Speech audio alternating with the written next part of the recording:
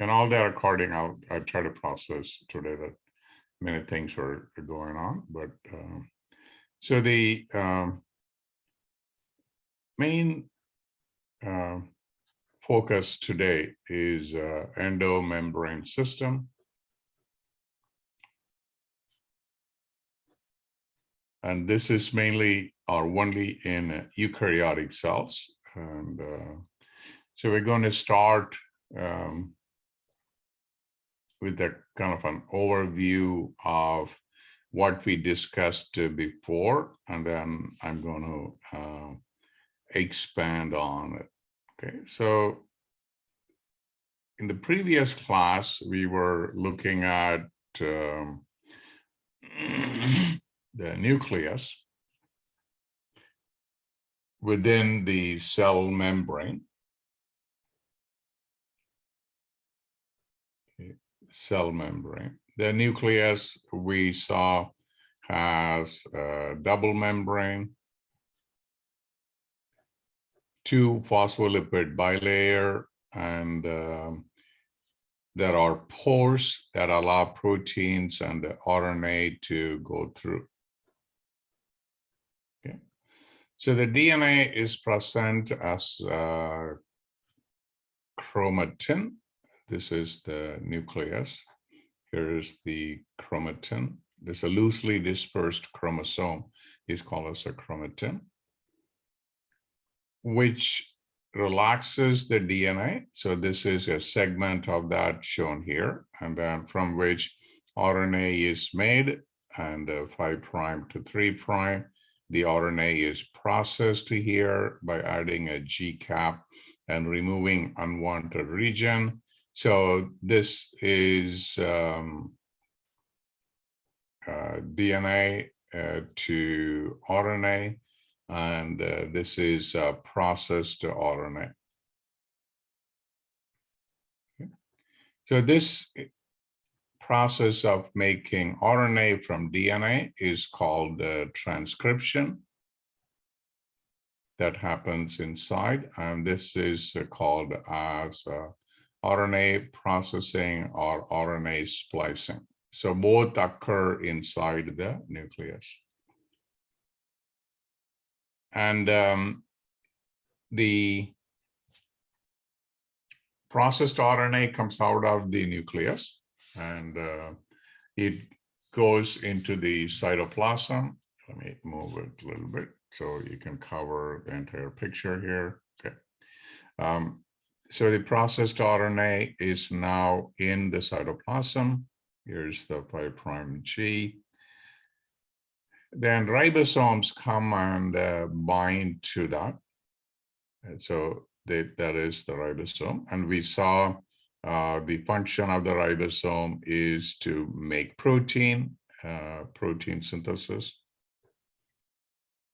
And so the proteins that come out of the ribosomes, so this is the set of protein, and just the beginning of the protein.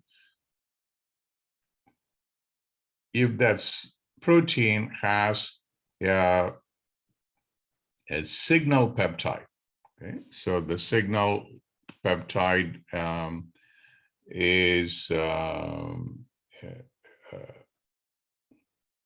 signal peptide. So if present, this is just a sequence of amino acids that are present, then it will go on to things called as rough endoplasmic reticulum. Okay, so rough endoplasmic reticulum. What I'm going through is to connect the dots and show you how these different structures function together. Then I'm going to go through the details of endomembrane system, and we wrap it up. So the rough endoplasmic reticulum has these ribosomes embedded on them. That's why they look kind of a rough. And so the protein synthesis continues. Okay. And they make small membrane structures called as vesicles. Okay, so the proteins are inside the vesicles, and they enter a structure called Golgi apparatus. Okay, so the Golgi apparatus is like a stack of membrane, and so this one does sorting and modification. So sorting is determining where these proteins go, modification, sorting and modification. So from here, they can go to, say, a lysosome. They can go to peroxisome, or they can go to vacuoles, or they could be secreted out. So all these are happening at this. And so in this case, we said if there is signal peptide, all these things could happen. And they also can be present on the membrane or inside these structures. So if no signal peptide, if none, then what happens is the protein synthesis continues in cytoplasm. And these are soluble proteins. So they are floating in the cytoplasm. So that's where the difference comes in. Okay. If present, they'll become a membrane protein or targeted protein. They go to different places. If not, they make a soluble protein. They stay in the cytoplasm. Okay. Any question up to this point? So this kind of gives you the connections between nucleus and all the endomembrane system. Everybody clear so far?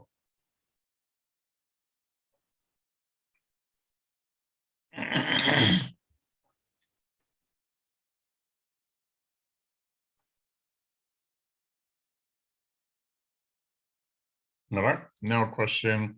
So the first part of this is called as endoplasmic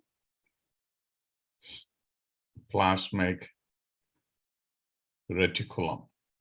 So endoplasmic reticulum is abbreviated as ER. So endo means inside, plasmic refers to cytoplasm, reticulum means network. So this is a membrane network inside cytoplasm is what AR is.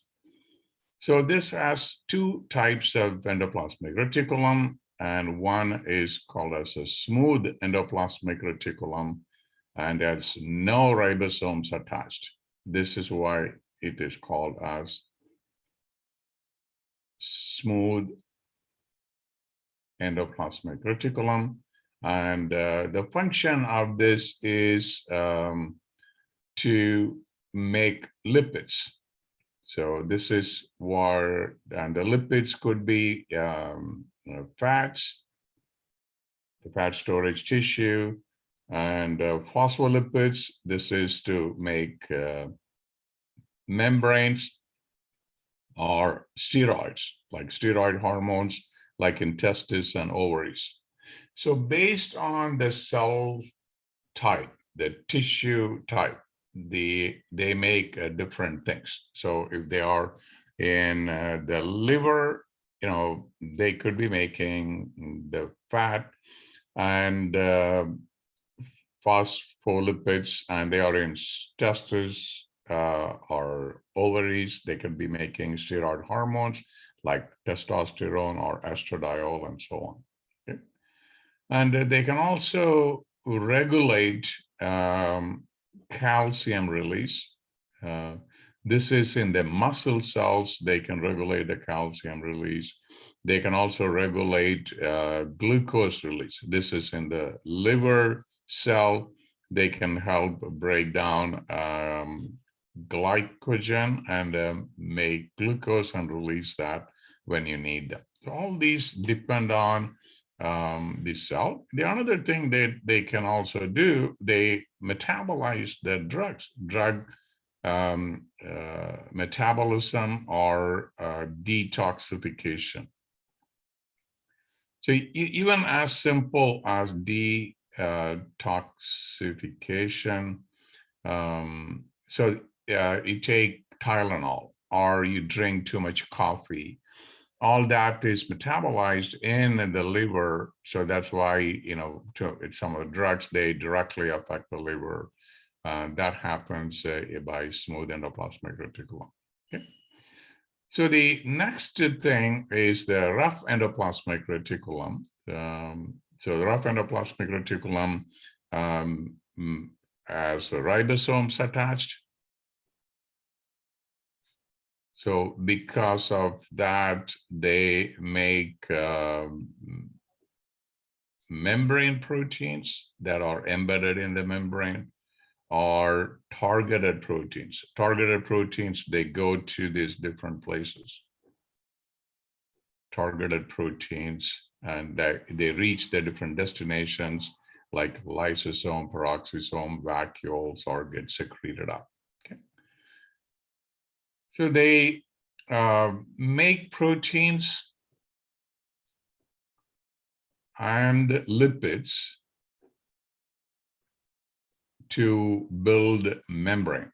So the membranes are made up of phospholipids, sterols, and they have proteins. All of them could be made in the rough ER. Okay.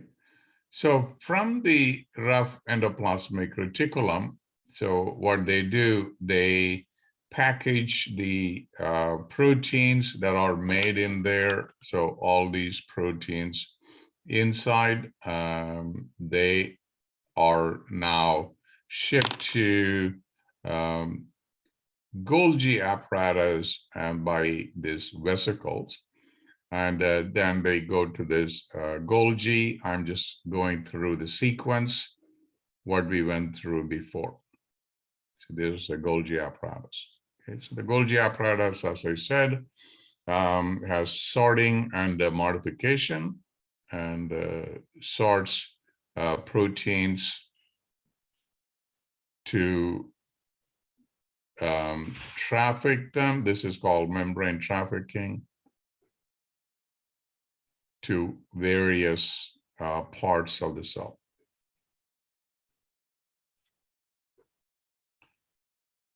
That's one thing that they do. In addition, they also involved in protein modification. So what is the modification part? So one type of modification is called glycosylation. So this is adding oligosaccharides. These are short chain polysaccharides. So they make glycoproteins, and they also add lipids. That process is called myristylation. So myristylation is adding lipids, and this can make lipoprotein with the lipids attached to that. Okay. So the next thing you will look at is lysosome. So this is a structure that degrades or break down macromolecules. Like we eat food, have broken down to smaller macromolecules, and then they break it down and damage the cell parts. If there's a mitochondrion that's damaged or peroxisome damage, they will recycle this. So they contain hydrolytic enzyme. The hydrolytic enzymes are enzymes that hydrolyze or perform hydrolysis to break down. And these enzymes have an optimal pH of 5. So if they break down, and the lysosome break down, and the enzymes are released, they won't go and damage other parts of the cell. Okay. So other parts of the endomembrane system are called a peroxisome. And peroxisome are, they can make and break hydrogen peroxide called H2O2. So they help also in a detoxification and lipid peroxidation.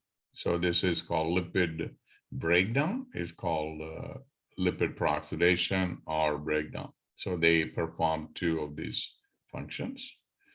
So plants have a specialized peroxisome called glyoxysome. So this is mainly in oil seeds.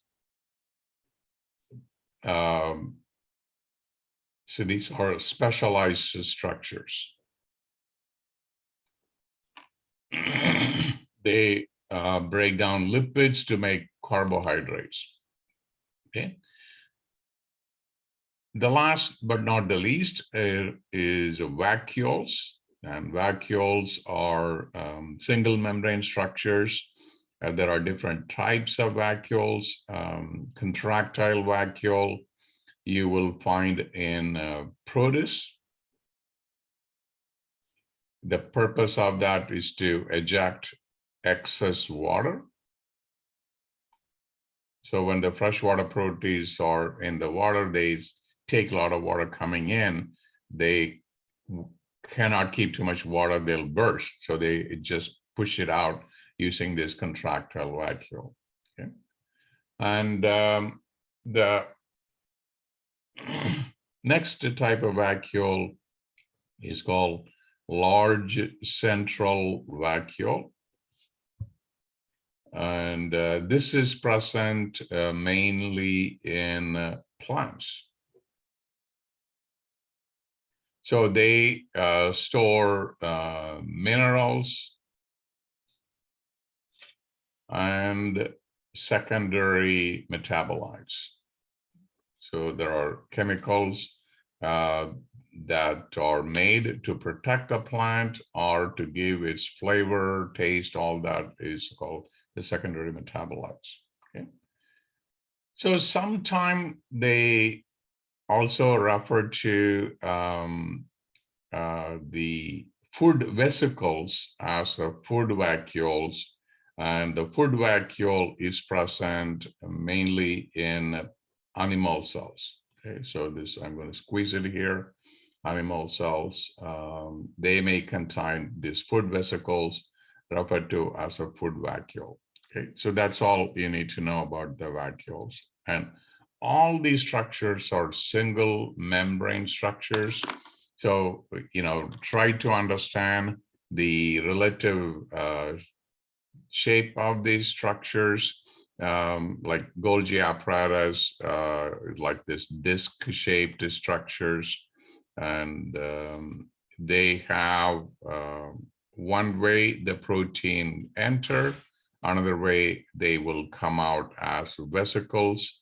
And this entering is called cis phase, and that comes out of these vesicles that come out, they are called trans phase. Okay. And lysosomes are small, structures like a small membrane pouch, and peroxisomes is the same. And the vacuoles can be especially large central vacuole.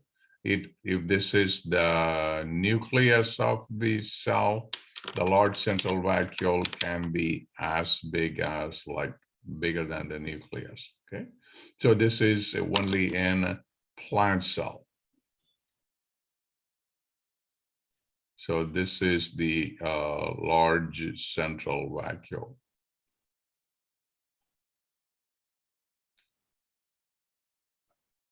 So that's how, you can recognize these structures. I hope you can see. I'm going to raise it up. And that's it for the endomembrane system. Any of you have any questions?